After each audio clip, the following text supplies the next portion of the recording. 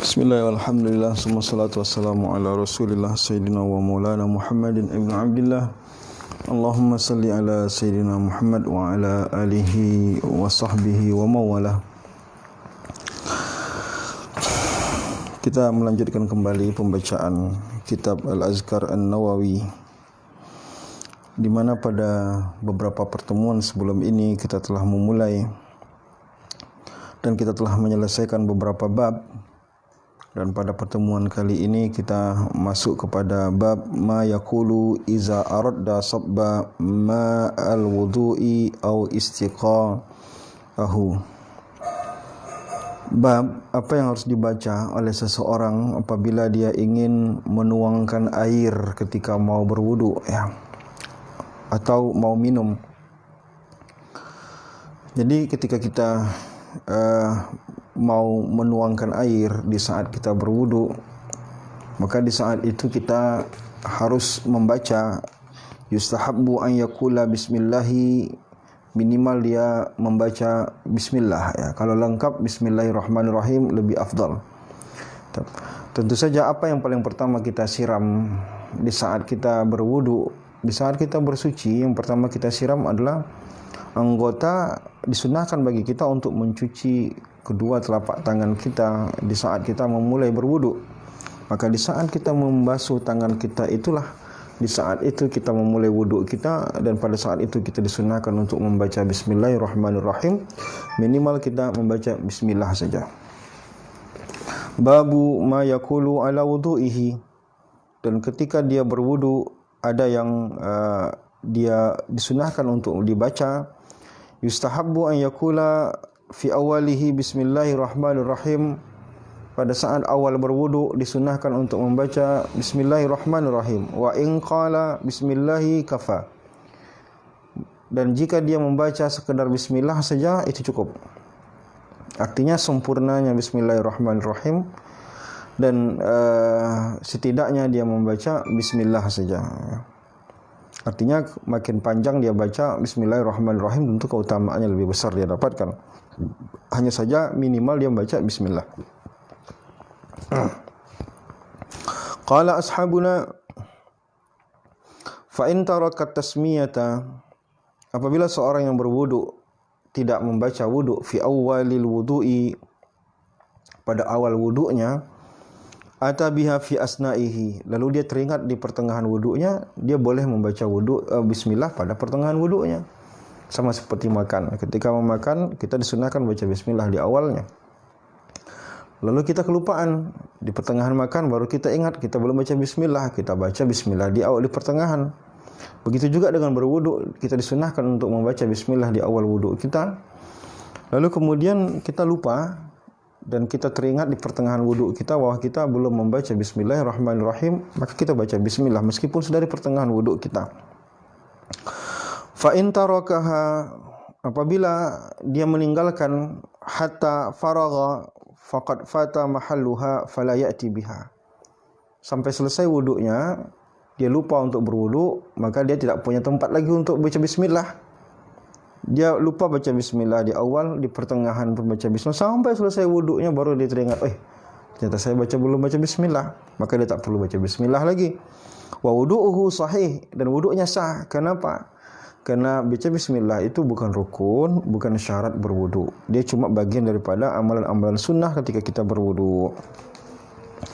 Sawa'un tarakaha amdan aw sahwan, baik dia tinggalkan bismillah itu secara sengaja maupun karena kelupaan. Haza mazhabuna wa mazhabu jamaahiril ulama, ini pendapat kami dan pendapat jumhur ulama.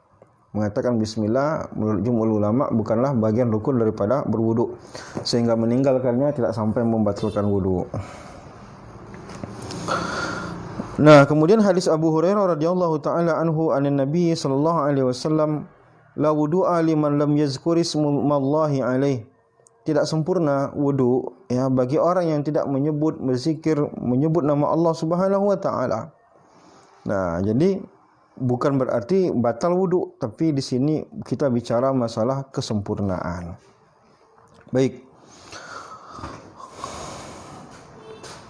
Rawaina an Umar bin al-Khattabi radhiyallahu anhu qala Rasulullah sallallahu alaihi wasallam, diriwayatkan oleh Umar bin Khattab radhiyallahu taala anhu, ya, dari Rasulullah sallallahu alaihi wasallam bersabda, man tawaddoa, barang siapa yang berwudu, faqala, lalu dia membaca asyhadu an la ilaha illallah wahdahu la syarikalah, dia membaca asyhadu an la ilaha illallah wahdahu la syarikalah wa asyhadu anna muhammadan abduhu wa rasuluh, futihat lahu abwabul jannatis samaniya yadkhulu min ayyiha sya'a, maka akan dibukakan untuknya 8 pintu surga, dia boleh masuk pada pintu bagian mana saja dia mau masuk. Nah, ternyata berwudu ini luar biasa, bukan hanya pelaksanaan wudunya, bahkan doa yang kita baca, syahadat, dan kemudian syahadat yang kita baca setelah kita berwudu, ini adalah doa yang ganjarannya tidak tanggung-tanggung. Allah membukakan untuk kita 8 pintu surga bagi orang yang betul-betul meyakini apa yang dia baca itu, dan dia mengamalkannya tentu saja secara rutin, maka dibukakan kesempatan baginya untuk masuk surga. Dalam riwayat yang lain ditambahkan Allahumma ja'alni minat tawwabin wa ja'alni minal mutatahhirin. Nah, itu redaksi ya, Allahumma ja'alni minat tawwabin wa ja'alni minat mutatahhirin, itu ada dalam riwayat yang lain dalam Sunan At-Tirmizi. Dalam satu riwayat asyhadu an la ilaha illallah wahdahu la syarikalah wa asyhadu anna muhammadan abduhu wa rasuluh. Lalu kemudian dalam Sunan At-Tirmizi ditambahkan Allahumma ja'alni minat tawwabin wa ja'alni minal mutatahhirin. Meskipun ada yang mengatakan bahwa hadis-hadis yang berkaitan dengan wudu ini banyak yang dhaif ya.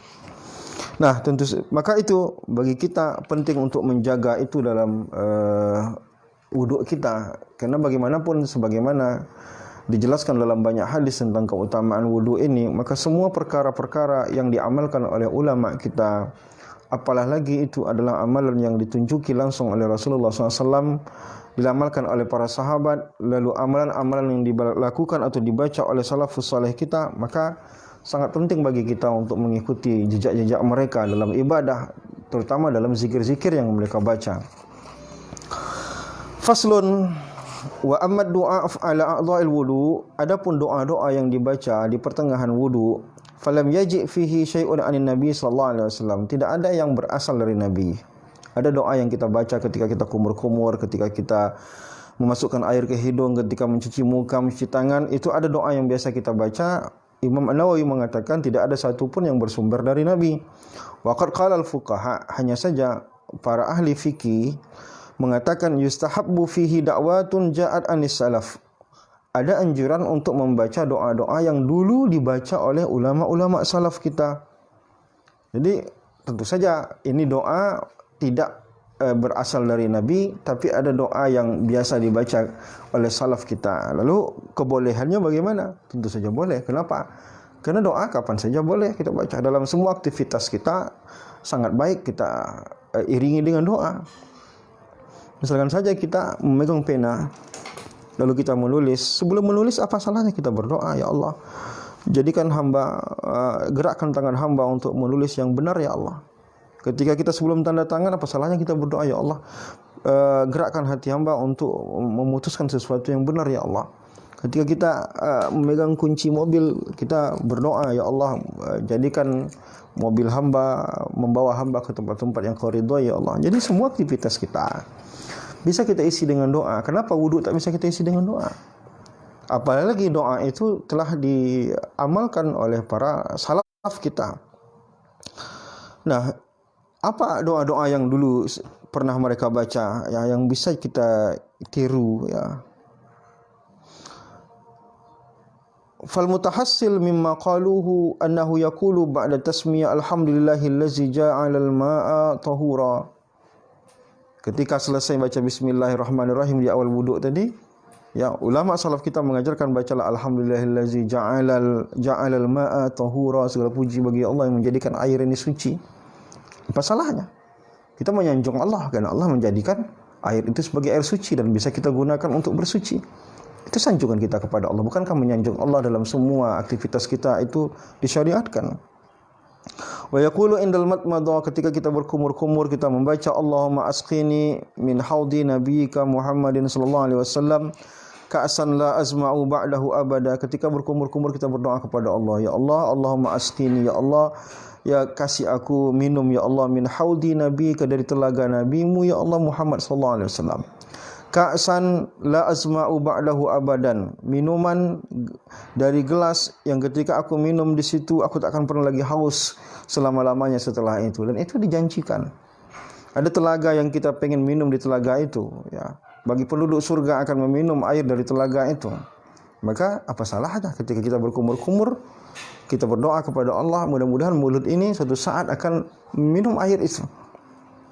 Wa indal istinsyak, ketika kita membersihkan hidung kita, istinsyak, bacalah doa Allahumma la tahrimni, ya Allah jangan haramkan untukku ya Allah raihata na'imika wa jannatika, nikmatmu ya Allah dan surgamu ya Allah. Kita minta kepada Allah agar hidung kita ini diberi anugerah untuk dapat mencium betapa nikmatnya surga Allah Subhanahu wa taala. Ketika kita membasuh wajah, membaca doa Allahumma bayyid wajhi yauma tabyadu wujuhun wa taswadu wujuh. Ya Allah, putihkan wajahku pada hari diputihkan wajah dan menghitam wajah. Ada orang wajahnya putih, di akhirat nanti ada orang wajahnya menghitam. Kita minta kepada Allah agar wajah kita menjadi wajah yang putih. Ketika kita membasuh tangan kita, Allahumma atini kitabi biyamini, berikanlah kitabku sebelah tanganku ya Allah. Allahumma la tu'tini kitabi min shimalihi, jangan kasih kitabku nanti sebelah kiriku ya Allah.